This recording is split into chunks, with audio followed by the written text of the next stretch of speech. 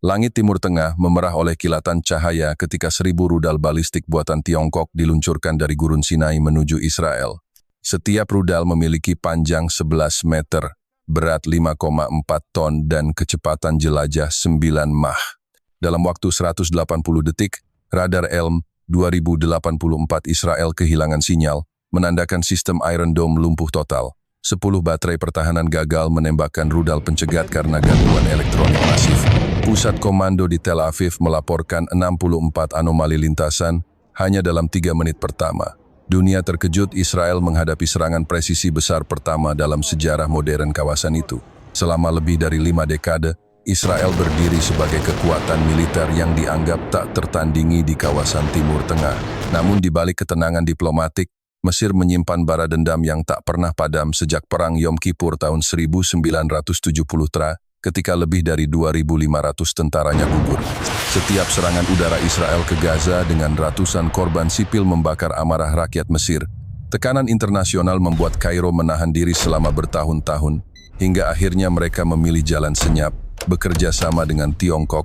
Pada 2023, kontrak rahasia senilai 4,2 miliar dolar ditandatangani untuk pengadaan sistem rudal Long Dragon E, versi modifikasi dari DF-17 berkecepatan Mach 10 dan jangkauan 1.800 km. Sebanyak 3 fasilitas produksi didirikan di Gurun Sinai, masing-masing mampu merakit 40 unit per bulan. Lebih dari 600 teknisi Mesir dan 120 insinyur Tiongkok bekerja di bawah pengawasan militer, melatih pasukan khusus untuk mengoperasikan 12 peluncur mobilitas tinggi. Rudal tersebut dilengkapi hulu ledak 1.200 kg dan sistem pemandu optik generasi keempat dirancang secara spesifik untuk menembus pertahanan kompleks seperti Iron Dome yang sebelumnya dianggap tak tertembus. Pada pukul 02.00 dini hari, langit Gurun Sinai berubah menjadi panggung perang paling terang dalam sejarah modern. Dari 24 peluncur tipe TEL DF-17 yang tersusun rapi di garis barat gurun, perintah terakhir keluar langsung dari Presiden Mesir. Luncurkan semua rudal. Dalam hitungan 3 detik tombol merah ditekan dan 1.000 rudal hipersonik Long Dragon E meluncur serentak. Setiap unit memiliki panjang 11,5 meter, bobot 7.800 kg dengan hulu ledak konvensional seberat 600 kg. Dorongan awal 150 ton bahan bakar padat memaksa tanah bergetar seperti gempa. Langit malam seketika terbakar oleh 24 lidah api raksasa, menyapu horizon sepanjang 40 km. Sistem deteksi satelit militer Amerika mencatat lonjakan panas setara 120 gigawatt hanya dalam 19 detik pertama. Pusat Komando Udara di Tel Aviv menerima sinyal anomali dari radar ELM 2084, menunjukkan gelombang proyektil melaju pada kecepatan Mach 10 lebih dari 12.000 km per jam. Setiap rudal dikonfigurasi dengan pemandu optik ganda buatan Cina generasi ke-6, memiliki deviasi kurang dari 1,7 meter. Di ketinggian 35 km, jejak plasma merah menari di antara bintang, membentuk garis-garis api menuju utara. Dari orbit rendah, 3 satelit pengintai Amerika menangkap gambar yang sama. Ribuan kilatan cahaya meninggalkan Gurun Sinai, membelah kegelapan malam menuju Israel, sebuah pemandangan yang menandai berakhirnya keheningan panjang di Timur Tengah. Dalam 15 menit pertama, 50 rudal hipersonik Mesir menghantam pangkalan militer Negev dengan kecepatan rata-rata Mach 9. Ledakan awal memicu reaksi berantai pada 12 gudang amunisi yang menyimpan lebih dari 18.000 peluru artileri. Bola api setinggi 900 meter membakar 260 tank Merkava 4 dan 40 unit kendaraan lapis baja Namer.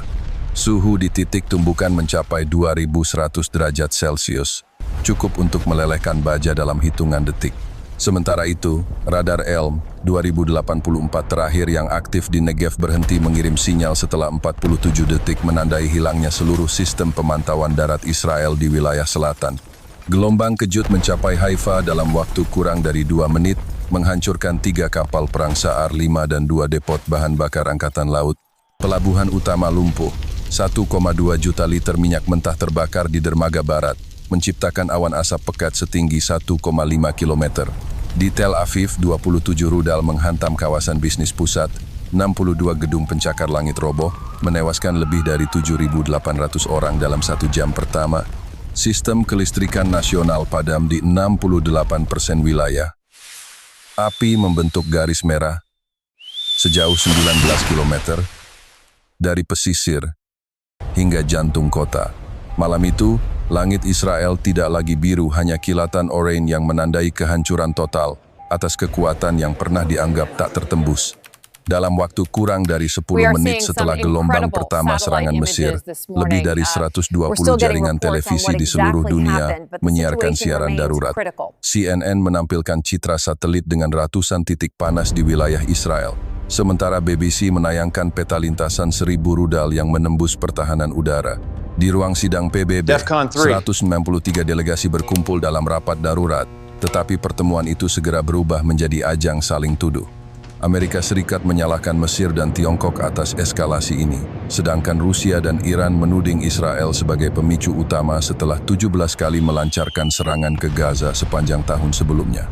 Di Pentagon, Komando NORAD meningkatkan status siaga menjadi DEFCON 3, khawatir krisis regional berubah menjadi konflik global. Beijing menanggapi dengan pernyataan singkat, rudal yang digunakan adalah versi lama produksi tahun 2022, tetapi dunia tahu koordinasi teknis dan intelijen dari Tiongkok berperan besar dalam operasi terbesar di Timur Tengah sejak 1991. Dunia menjadi saksi kehancuran total yang belum pernah terjadi sebelumnya. Dalam 27 menit, 300 rudal Mesir menghantam pangkalan udara utama Israel di Negev, menghancurkan 41 hanggar, 58 pesawat tempur F-35, serta 12 pusat kendali taktis. Ledakan berikutnya memicu kebakaran bahan bakar seluas 4 hektar, menghasilkan suhu puncak mencapai 2100 derajat Celcius. Serangan lanjutan menghancurkan 200 instalasi listrik dan menonaktifkan 37 gardu distribusi utama yang memasok daya ke Tel Aviv dan Haifa, menyebabkan 82% wilayah Israel mengalami pemadaman total. Dalam 11 menit setelah itu, 150 rudal lain menghantam kompleks logistik di Be'er Sheva, meluluh lantakkan 19 gudang amunisi dan 26 tangki bahan bakar cadangan, menimbulkan gelombang kejut setara 1,6 kiloton TNT. Koneksi satelit komunikasi militer terputus sepenuhnya setelah 4 pusat transmisi orbit rendah dilumpuhkan. Internet nasional berhenti beroperasi, menandai isolasi digital total pertama dalam sejarah Israel. Bandara Ben Gurion di Lod hancur ketika 2 rudal menghantam terminal kargo, memusnahkan 17 pesawat sipil yang masih berada di apron. Di bawah tanah, sirene darurat berbunyi bersahutan sementara jaringan medis kolaps. 6 rumah sakit besar kehilangan listrik cadangan. Lebih dari 9.000 korban luka menumpuk di lorong-lorong tanpa ventilasi. Ambulans kehabisan bahan bakar, dan perawat menggunakan senter untuk menjahit luka bakar parah. Di atas permukaan, api menjalar ke 31 blok kota, membentuk lautan merah yang terlihat dari satelit militer Amerika. Israel tenggelam dalam badai api negara modern yang dalam satu malam berubah menjadi reruntuhan menyala. Pada malam yang gelap di bawah tanah Tel Aviv, Perdana Menteri Israel duduk membisu di ruang komando kedalaman 60 meter. Di tangannya telepon merah darurat tak lagi terhubung ke Washington.